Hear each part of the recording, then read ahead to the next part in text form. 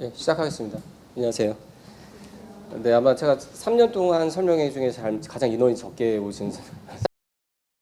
저는 기대를 하진 않았고 이게 소개 차원에서 이제 설명해 드리는 겁니다. 다만 이 반의 성격이 워낙에 이제 모르는 반이다 보니까 이제 시중에 없는 반이거든요. 제가 작년에 처음 만들었던 반이고 만들었는데 이게 참 성과는 좋고 여러 가지 참 좋은데 학생들의 호응이 너무 없었어요. 그러니까 작년에 이게 어떤 아이디어로 생각을 한 거냐면 이따가 이제 잠깐 보시면 아시겠지만 중대하고 외대는 논술이 아주 단순해요. 그렇게 어렵지 않습니다. 그러니까 중대도 우리가 항상 얘기하는 걸 이제 어떻게 보냐면 한양대를 기준으로 나누는데요. 한양대는 학생들이 이제 글을 읽어서 표면적으로는 이런 내용이고 이거를 좀 추론해서 이렇게 생각할 수 있구나까지를 물어보는 게 한양대가 마지막이에요. 이대가 조금 들어가 있고요. 이대는 이제 왜 그런지 모르겠는데 하여튼 이대는 거기 들어가 있고 그래서 연고, 성서, 한까지만 학생들한테 뭔가 이렇게 독해를 물어볼 때 있는 거 말고 좀 더 생각해서 네가 한번 추론해봐 이런 걸 이제 소위 말하는 걸 심층적 독해라고 하는데 그걸 물어봐요. 근데 이상하게 이제 그리고 외대, 이대가 조금 그 라인에 한 발짝 걸치고 있고요. 막 되게 막 열심히 물어보진 않고. 근데 이상하게 중대하고 한양대는 아주 심플하게 내요 문제를. 예를 들어서 여기 제가 교재를 드렸죠.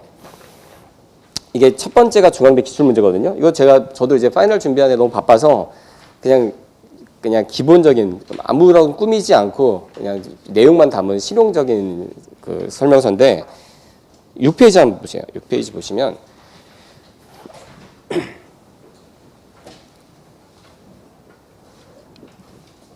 네, 6페이지 보시면요. 중앙대는 항상 문제 1번은 항상 이렇게 내요. 제시문 4개를 주고 4개를 준 다음에 뭐와 뭐를 서술하시오 이렇게 내죠. 근데 보시면 550자에서 570자잖아요. 근데 중앙대가 서론, 본론, 결론을 갖추라고 하거든요. 이게 안 나와 있지만 채점 기준에 그렇게 나와 있어요. 그러면 서론은 뭐냐면 옆에 7페이지 보시면 이제 학교 측의 답안이에요. 그러니까 요즘에는 이제 학교 측 답안이 거의 웬만하면 다 제공이 되거든요. 그래서 답안의 정합성도 거의 대부분은 꽤 높은 수준으로 제공이 돼서 이제 이런 답안이구나라고 알면 되는데 그냥 읽어보시면 가에서 라에는 등장인물이 이동하는 상황이 나타난다. 이게 서론이고요. 그다음에 가에 나는 독특한 폭포가 있다는 말에 흥미가 생겨 폭포로 향하고 그러나 볼품없는 풍경이란 아우의 말에 멈춰 실망했다가 진실을 알고 중도 포기한 것을 아쉬워하지만 이후 진풍경을 궁경하리라 생각을 바꾼다. 근데 질문이 뭐였냐면 등장인물이 이동을 하게 된 계기와 이동 후 인물에게 나타난 변화 이 두 가지를 쓰는 거거든요. 어때요? 답안하고 제시문을 안 읽어보셔가지고 정확히 내용 모르겠지만 이것만 봐도 뭔가 깊은 의미의 어떤 내용을 묻지 않는다라는 건 충분히 이해하시죠? 예, 그렇게 해서 가나 다라 쓴 다음에 마지막에 이처럼 사람들은 호기심, 조급한 판단, 포로우성, 편견과 차별 등을 계기로 이동을 하고 이런다. 이건 뭐냐면 앞에 계기와 변화를 한 단어나 두 단어로 그냥 압축해서 다시 표현하는 게 결론이에요. 즉 4개의 제시문을 이렇게 짧은 글에 하다 보니까 논리를 물어볼 것도 없고 그냥 내용만 정확하게 파악해서 무슨 서술형 주관식을 이렇게 바꾸는 형태예요. 저는 사실 이게 왜 이렇게 내는지 모르겠는데 이게 중앙대의 트레이드 마크예요. 늘 이렇게 내요. 이건 아무리 봐도 변별력을 가리기보다는 학생들의 답안 중에 채점할 답안을 걸러내는 역할을 한다고 생각을 해요. 자, 근데 문제 2번을 보시면 제시문 라의 경찰과 제시문 마의 적이 필요한 아이들의 공통적 문제점을 바사를 통합적으로 고려해 비판하고 이렇게 나오는데 이게 꽤 어려워 보이지만 실상 이것도 동일한 구조입니다. 있는 내용을 그대로 짜집게 해가지고 그냥 결합해서 집어넣으면 되는 내용이에요. 이해 가시죠? 3번이 경영경제는 수리가 나오는데 경영경제 수리는 매우 쉬워서 변별력에 아예 거의 못 풀면 의미가 있고 풀어서 의미가 있는 건 아니에요. 그러니까 못 풀면 의미가 있는 변별력입니다. 그래서 저희 학원이 이 분당권의 논술학원 중에 아마 유일할 거라는데 중앙대 수리 논술을 별도로 강좌를 개설하지 않아요. 저희 학원은. 왜냐하면 그건 학생들한테 해가 되는 수업이에요. 혼자서 하면 되는 걸 뭘 가르치고 있어. 전혀 도움 안 됩니다. 그래서 다른 학원들은 그걸 열지 몰라도 저희는 열지 않고요. 그래서 그거는 그냥 학생들이 하면 되는데 다만 저희가 파인할 때는 제 수업에서 이제 경영경제 그 수리 논술은 수리 전문 선생님이 이제 수업을 하시긴 하겠죠. 그건 파인할 때만 그렇게 하고요. 지금은 그래서 3번은 인문은 이렇게 인문 논술, 언어 논술이 나오고 지금 제가 싫지는 않았지만 수리는 경영경제가 나옵니다. 그러면 배점을 보시면 40, 40, 20이잖아요. 그러면 항상 중앙대 변별력은 어디서 나냐면 2번에서 납니다. 1번은 그렇게 어렵지 않아요. 1번은 혼자 할 수 있어요. 그러니까 수업을 듣고 연습을 하고 첨삭을 받기만 하면 되지, 그럼 강의를 막 굳이 열심히 듣지 않아도 돼요. 왜냐면 계기와 변화잖아요. 그러니까 이거와 이거를 찾아라. 그러면 그걸 뭐 강의를 한다 그래서 뭐 되게 뭐 이렇게, 아니요. 그건 기본적인 어떻게 이거를 빠르게 풀 수 있느냐라는 스킬만 정확하게 이해를 시키면 돼요. 예, 그래서 그거는 그 정도로 하면 되는데 2번이 그나마 조금 난이도가 있는 중앙대에서는 변별력을 좌우하는 겁니다. 그러면 외대를 한번 넘어가 볼게요. 외대는 훨씬 쉬워요. 중앙대보다. 외대는 제가 개인적으로 판단할 때는 이건 중학생들이 풀어야 될 문제예요. 냉정히 말하면. 왜 이렇게 내는지 모르겠어요. 너무 쉽게 내요. 정말로. 나중에 대회 가서 한번 보세요. 진짜 답을 이렇게 맞춰보시면서 보시면 세상에 이걸로 문제를 이렇게 평가를 한다고 할 정도의 문제로 쉽게 내요. 가에서 발을 연속 분절이란 핵심어를 중심으로 분류하고 요약하시오. 9페이지에 보시면, 9페이지에 문제 1번 보시면요. 뭐가 나와 있냐면, 자, 가에서 발을 연속과 분절이란 핵심어를 중심으로 분류하고 요약하시오. 이렇게 돼 있죠. 자, 이건 뭐냐면, 가에서 발을 말 그대로 연속과 분절이라는 두 가지 입장으로 구분을 해서, 뭐 가나다는 연속이고 다라마는 분절이야 이렇게 한 다음, 라마바는 분절이야 이렇게 분석한 다음에 그냥 요약하라는 얘기입니다. 아까 중앙대 문제하고 약간 다르긴 하지만 거의 동일한 유형의 문제예요. 그러니까 이것도 뭐죠? 요약이죠. 요약이니까 심층적인 뭐 이해나 이런 게 별로 필요가 없죠. 이해만 하면 되는 거고, 거기다 글자 수가 몇 자 이내냐면 여기 보시면 400자 내외입니다. 근데 6개잖아요. 가, 나, 다라, 마, 바. 6개를 400자 내로 요약한다면 뭐 거의 뭐 자기의 논리나 생각 이런 건 들어갈 자리가 아예 없는 거예요. 이거 무슨 내용이에요? 이렇게 하면 끝인 거예요. 그래서 외대는 철저하게 어떤 게임이 이루어지냐면 실수 게임이에요. 외대는 실수를 안 해야지 붙어요. 왜냐면 웬만하면 다 붙거든요. 웬만하면 다 문제를 푸는 건 지장이 없거든요. 간혹 어려운 문제에 길들여진 애들이 외대 문제를 풀다가 이렇게 쉽게 풀어도 된다고 하고 머리 쓰다가 틀리는 경우가 있죠. 그럼 외대도 결국은 어디서 변별력이 나오냐면 2번, 3번에서 변별력이 나옵니다. 1번은 전부 다 진입 간분 역할을 하고요. 2번, 3번이 어떻게 되냐면, 자, 여기 보시면 8페이지, 9페이지가 이제 1, 2번을 넘기고 10페이지, 11페이지는 실제 학교 기출에서 하는 건데, 실제 외대는 공통이라는, 그러니까 모의 논술을 칠 때 이렇게 출제를 하거든요. 1, 2번이 항상 공통이고 3번만 이렇게 문제를 분류해요. 이건 중앙대하고 똑같은 거예요, 구조가. 근데 실제 기출은 인문하고 사회가 서로 다르게 출제되니까, 다른 날 시험을 보니까 1, 2, 3번이 전부 다 다른 문제로 나오긴 하지만 기본적으로 외대는 어떤 출제 경향을 갖고 있냐면 1, 2번의 인문사회 공통으로 낸다. 우리는 3번만 나누는 거다. 예, 3번만 나누는 건데 나중에 되게 들어가서 보시면 아시겠지만 3번도 나누는 게 뭐 인문과 사회가 그렇게 큰 차이가 있지 않고요. 인문은 영어 제시문이 이렇게 들어갔는데 영어 제시문도 뭐 제 표현으로는 그냥 중학교 3학년이나 고1 수준으로 해요. 영어 제시문은 아주 쉽게 내고, 사회 문제 이렇게 표 막 있는 거 보면 되게 복잡해 보이시지만 대회 가서 그냥 보시면 아 이거를 한다고 이렇게 할 정도로 쉽게 나옵니다. 그러니까 제가 이제 한 가지 어떤 착안을 하게 됐냐면, 자 넘겨보시면 13페이지 한번 보시면 이제 집중반 기획 의도 같은 게 이제 있는데, 오늘은 설명이 되게 짧게 끝날 겁니다. 왜냐면 반을 소개하는 수준의 설명이라서요.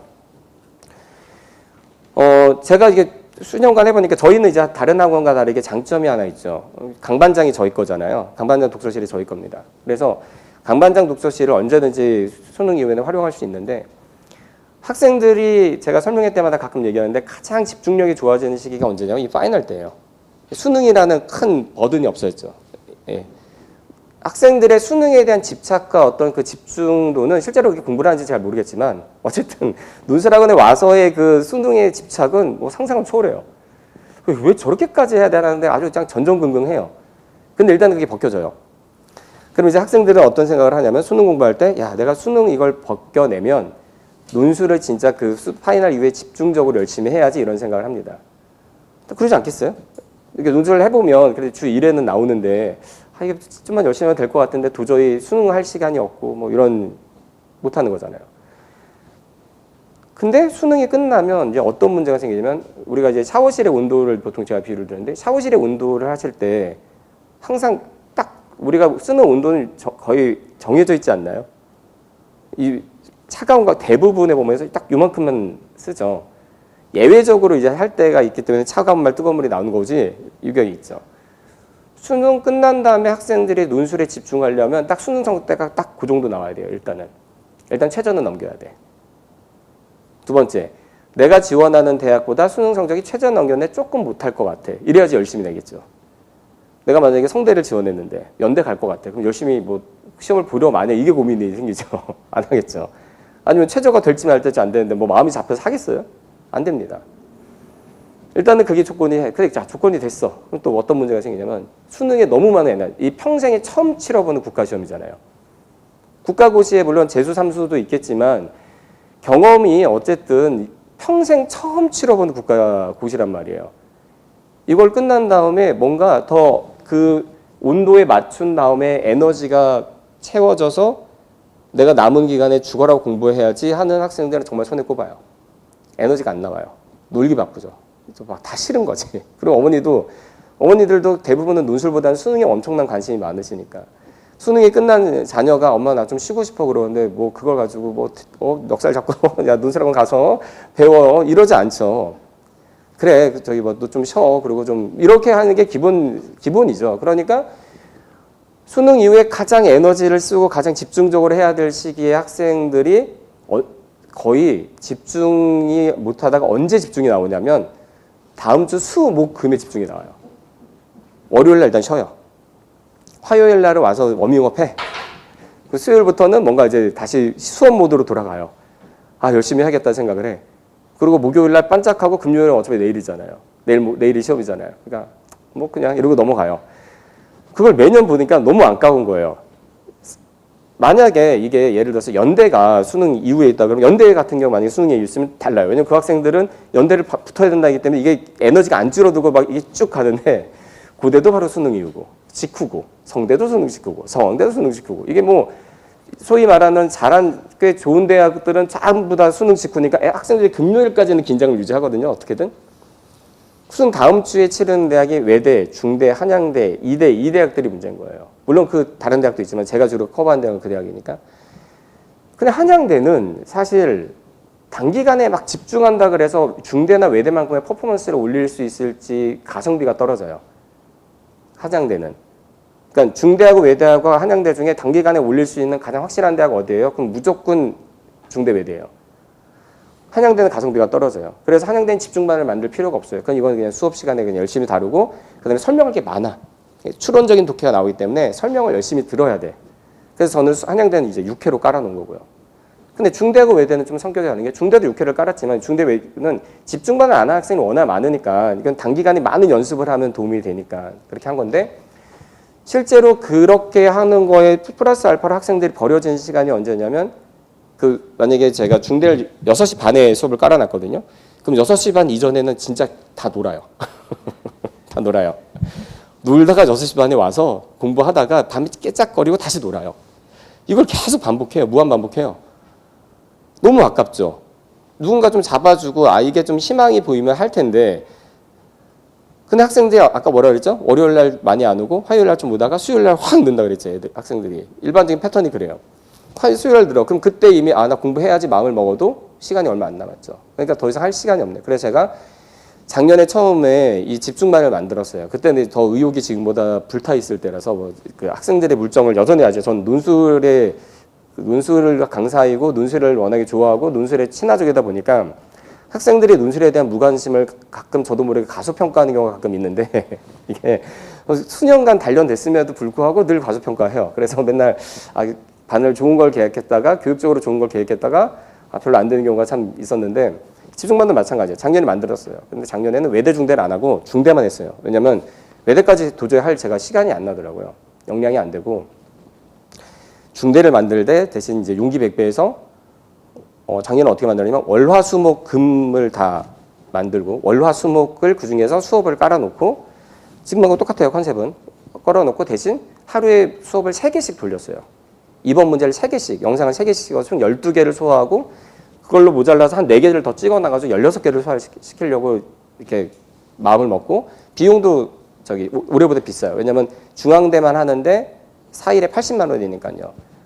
뭐 그거라도 해서 저는 확실하게 성과가 있을 거라고 생각했으니까 나을 거라고 생각하고, 그리고 이제 첨삭쌤한테 먼저 약속을 해가지고 그냥 아예 그 시간 나한테 빼줘요. 그리고 이제 먼저 급여를 지불하고 아예 제일 좋은 선임을 배치를 해놨죠, 거기에다가. 근데 학생들이 딱 5명이 모였어요. 근데 이게 손익분기점이 안 나와. 일단 하기로 했으니까 뭐 해야죠. 그리고 저는 이제 한번 이게 어떤 결과 나오는지 궁금하기도 하고. 근데 그 5명도 더 웃긴 게 뭐냐면 재원생이 한 명도 없었어요. 한 명 있었구나. 한 명 있었고 나머지 다 외부에서 처음 하는 애들이 들어온 거예요. 재원생은 이제 지쳐서 못하겠다 이거야. 재원생 한 명이 박주혁이라는 학생이었는데 그 친구는 중대 외대를 같이 지원해. 제가 중대반밖에 없으니까.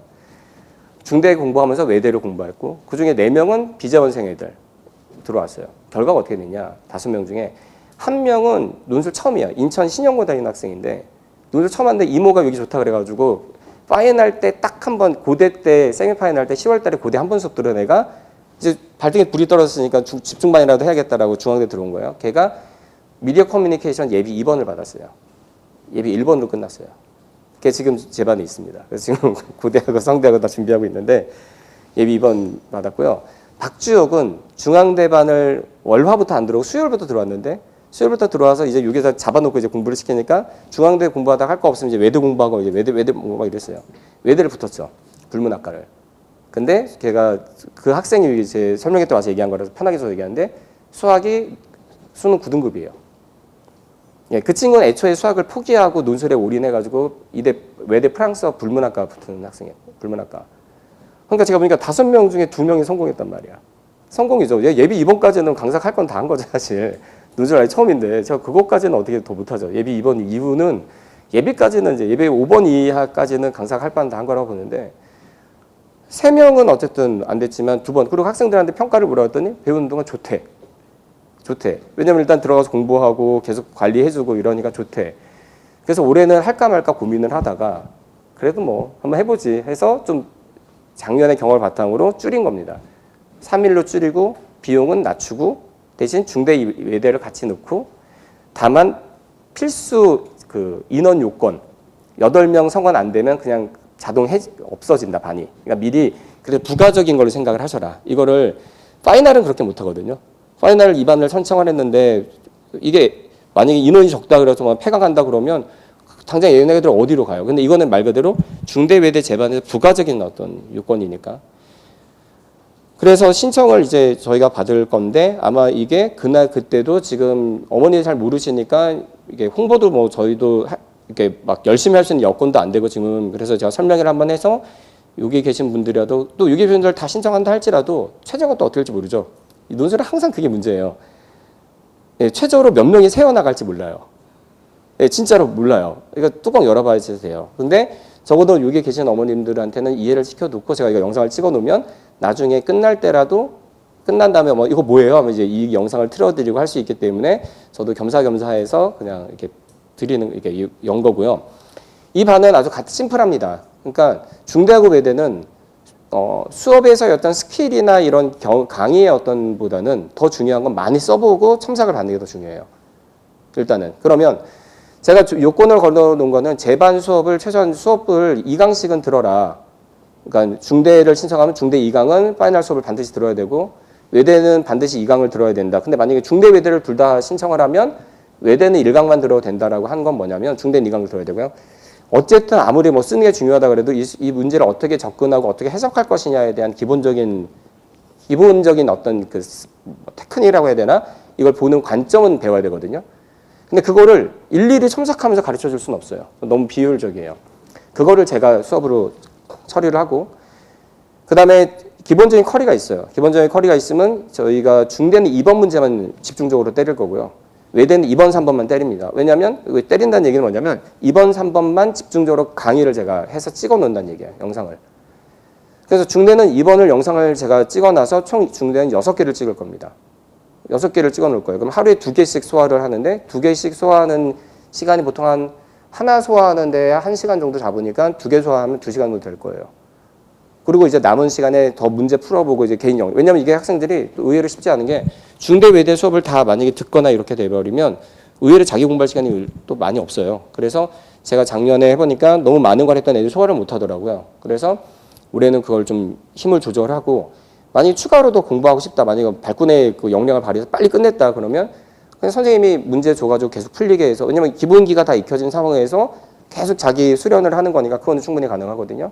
그래서 섬작 선생님은 12시부터 8시까지 강반장에 상시 대기하고 어차피 왔다 갔다 할 거니까 프라임에 있던 강반장에 있던 왔다 갔다 해서 지근거리 내에서 학생들을 관리할 수 있도록 하고요. 학생들은 오면 너 어디까지 숙제하고 어디까지 이걸 이제 짜주는 거죠. 그래서 어디까지 하고 가 이렇게 해서 스케줄은 12시부터 8시까지 이제 출퇴근 그러니까 입하원 시간만 잡고 남은 등하원 시간만 정확하게 잡고 나머지는 강반장에서 공부하던 수업을 여기서 왔다 듣고 왔다 갔다 하면 이러면서 이제 남은 기간에 최대한 시간 낭비 없이 효율적으로 하려고 하는 구조입니다. 그래서 저는 개인적으로 이 수업은 제가 작년에 그렇게 상업적으로 안 좋은 결과가 나왔음에도 불구하고 굳이 오래 하는 이유가 뭐 이 반을 뭐 제가 특별히 사랑해서가 아니라 뭐 이 반이 좋아요. 이 반이 합격하는 데 확실히 도움이 돼요. 그걸 확신하는 게 있으니까 올해는 그럼 저 나름대로의 안전장치도 걸어놓고 선생님한테도 미리 얘기했거든요. 14일, 15일 날 이 반이 성원이 안 되면 없어집니다. 그러니까 그렇게 알고 이제 해주세요. 이렇게 얘기를 했어요. 그래서 어머님들한테 하지만 정확하게 알아야지 어머님들이 소개를 이게 이런 개념이구나. 그리고 왜 이게 도움이 되는구나 라는 거를 아실 수 있을 것 같아요. 제가 굳이 안 들어도 되는 뭐 작년에 어떻게 사업적으로 이게 상업적으로는 별로 좋지 않았다는 등 뭐 호응이 올해도 그렇게 높지 않다는 등 이걸 말씀드리는 건 뭐냐면 그만큼 대중들이 몰라서 그런 거예요. 그리고 다른 학원은 이걸 할 수 있는 여력도 안 되고 여건도 안 돼요. 저희도 강반장이 바로 옆에 있으니까 이걸 할 수 있는 거지.